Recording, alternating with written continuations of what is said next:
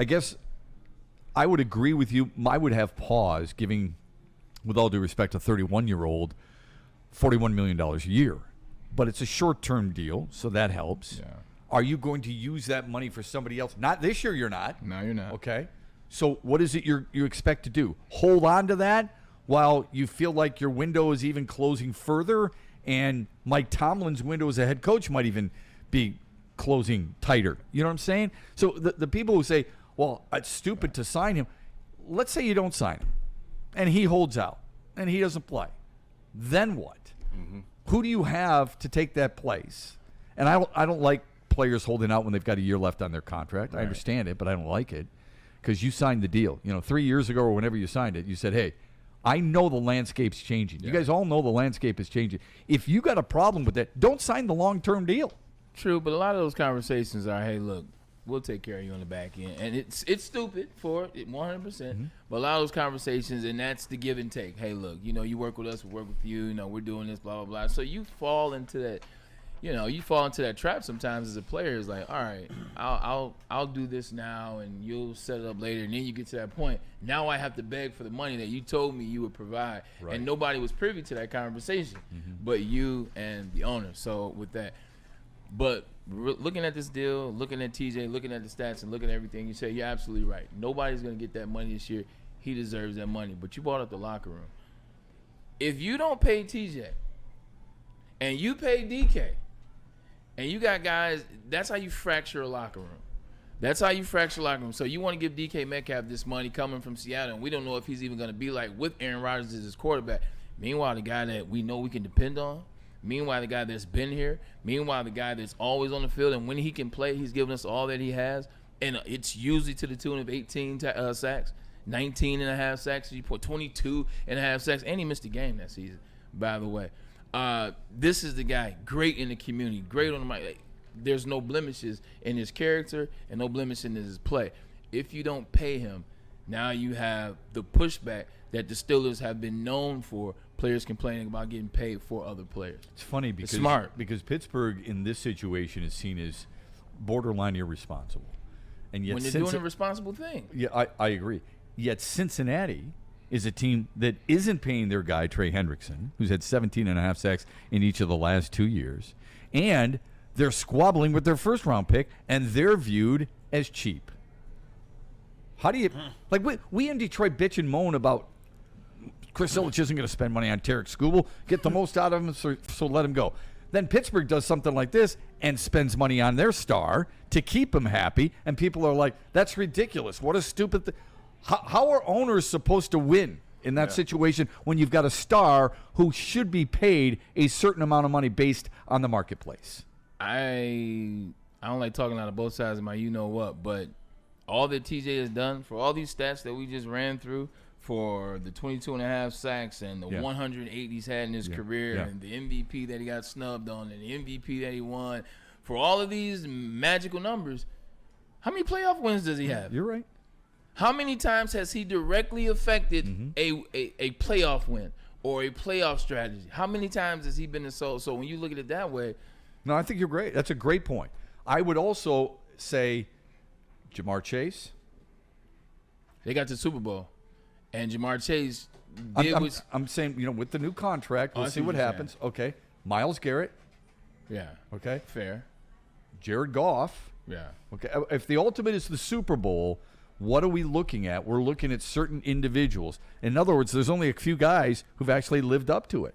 Yeah. I suppose, if that's what it's about. But I think it's a fair point. I do. I think saying, look, if you're spending $41 million on a guy, if you're not going to win win playoff games. Let's start there. Playoff games. Right on. Like, if you're not going to win playoff games, and that's not on TJ Watt, and that's when you started getting crosshairs. But that was just a thought why some people are angry or some people are upset or some people don't see the purpose. It's because for all that money you're paying him, for all the 22 and a half and all the stuff that he's done in the regular season, tremendous player. In the playoffs, when it starts to matter, there's nothing, not even a win. Somebody in the chat says, with the position Pittsburgh was in, I think it would have been smart to trade TJ rather than sign him. They continue to put Band-Aids on big needs. How are you going to trade a guy who's holding out, has 1 year left on a contract? How are you going to do that? Like the easy thing, I understand where you're coming from, but the easy thing is to say, I'll just trade him. To who? For what? And how do you need someone who's going to say, oh, I'll tell you what, I'll take Ricky. Oh, I know he's sitting out. I know he wants a big deal. I know I don't have the cap money of $41 million, especially at this stage of the season. Sure, let's do the trade. That's easier written and said than it is done at this stage. I think also, too, 100%, you would need a team that's as stupid as the Pittsburgh Steelers would be to trade him. You would need a team that's as dumb as them to make that happen.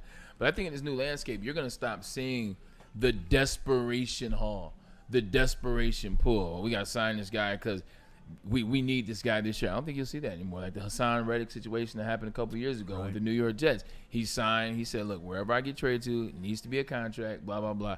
They did it, unfortunately. And how long did it take him? Yeah. It took him a very long time. It happened to somebody else. I don't think you're going to see that anymore because teams won't put themselves in that position. The league is trending away from, all right, I got to go all in on this guy because it's this year. The Steelers are in a situation where all or nothing. But you are going to have three other individuals who play similar positions to do the same thing. Micah Parsons has come out and said, all I know is I'm going to get mine. And he is going to get his because he is a son of a bitch off the edge, right? Aidan Hutchinson this year, he's good. If he has a really good season, he's going to get his. Yeah. Trey Hendrickson holding out. He may force Cincinnati's hands. Those are the things that are real right now in the National Football League, and because it's the marketplace and because it's trending, other players are going to take advantage of it. No, of course. No, I was going to say just to back that up, man. As soon as I saw that deal, my mind instantly went to Aidan Hutchinson is going to reset the market, and there's a couple more guys down the market over the next few years that are probably going to do the same. Would you wait, if you're Aidan Hutchinson, would you wait to try and see where Micah Parsons signs for? Like, I would think Trey Hendrickson would be the next guy, Micah Parsons, and then Hutchinson. But you run the risk, okay, of not getting – like, how much is enough?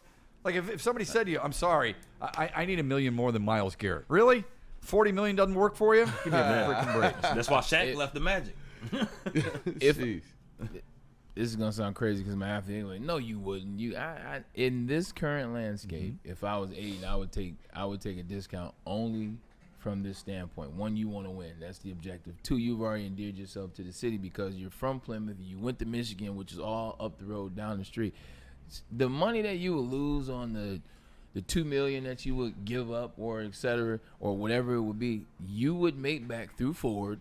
You would make back through one of the millions of companies or corporations that are here in Detroit. Shout out to our city. You make that money back. Michigan, all these things. I can't believe I'm taking this side of things. He's going to make those anyway.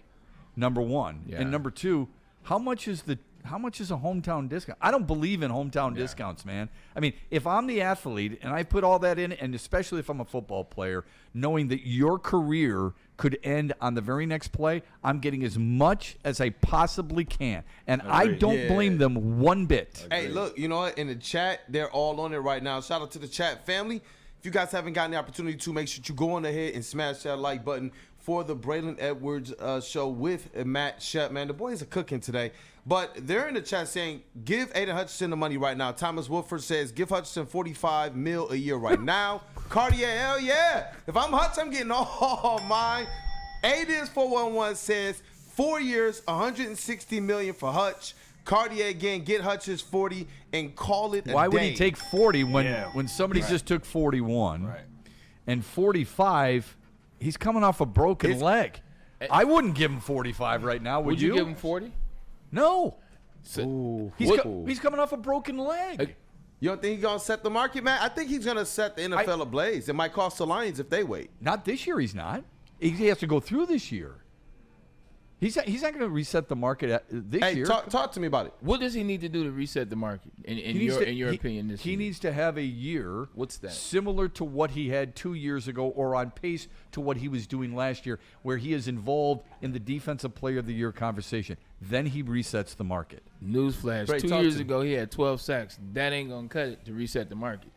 You talking about resetting the market. You're talking 17 or more sacks, at least. But I'm talking about quarterback pressures. There's a lot of different things. Remember, you just got done telling me who's playing opposite him. Nobody. It's Marcus Davenport, with all due respect. And guys inside, really challenging, right? So, I mean, it's not like Aleem McNeil's going to be there. Levi Onwuzurike is going to be out the first 4 games again, for crying out loud.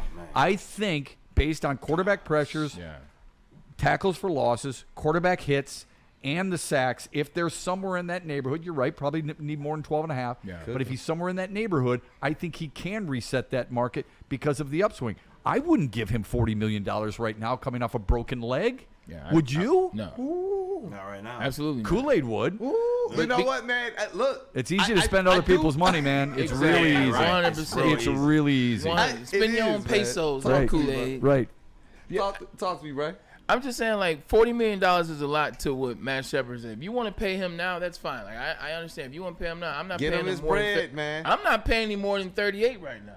No more than 38. I'm not even touching it. I'm not. Look, what's the Carfax? Well, yeah, When you buy a used car, has it been in an accident? Yeah. It causes a red flag.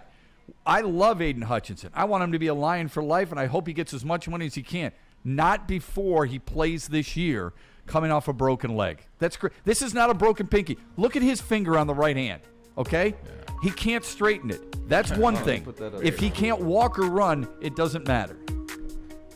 This actually was like this when I entered the NFL. It was like this when I entered the NFL. Poor Braylon. Braylon's like, I can't do anything about that. Hey.